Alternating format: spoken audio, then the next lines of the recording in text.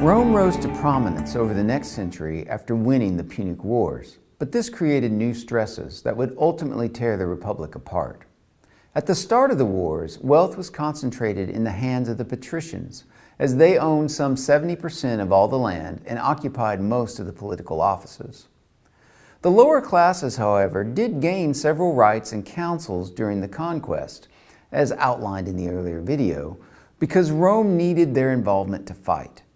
However, most of the money for the war came from the upper classes, and in the very desperate times, it was the patricians who loaned and sometimes gave money to the state to keep Rome afloat and free. After the war, Rome owed a fortune of debt, and much of this was owed to patrician families. The state came up with a fairly reasonable way to pay it back, by selling the conquered lands. Now the problem with this was that the people who had money to buy these lands at dirt cheap prices were the richest patricians. Once they bought these estates and paid Rome, the Roman government could then pay off their debts. But these debts were often paid to the very same patricians who bought the land. This eventually placed even more resources in the hands of a very small group of elite families. Also, Hannibal's campaigns in Italy had displaced tens of thousands of poor farmers. These war refugees had fled to Roman cities and were generally being fed and housed on the public funds or the gifts of rich patricians. When the war ended, the rural lands of Italy that were regained by Rome were sold right alongside the newly conquered lands. This meant that the displaced peoples did not gain their land back and continued to live in poverty within the empire's largest cities. They were now called the proletariat and were almost totally dependent upon handouts from the wealthy who believed they were performing a good service by taking care of the lower classes.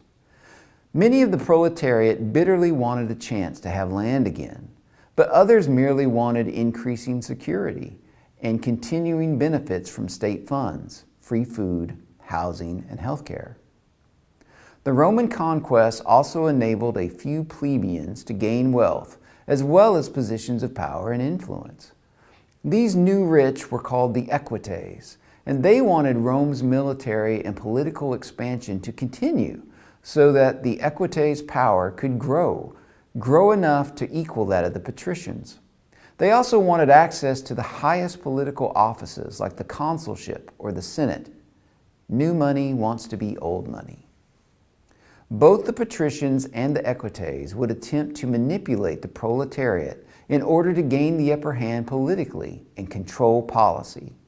The proletariat worked to support both sides at various times and had little interest in extending Roman citizenship to the conquered peoples or enlarging the idea of an us.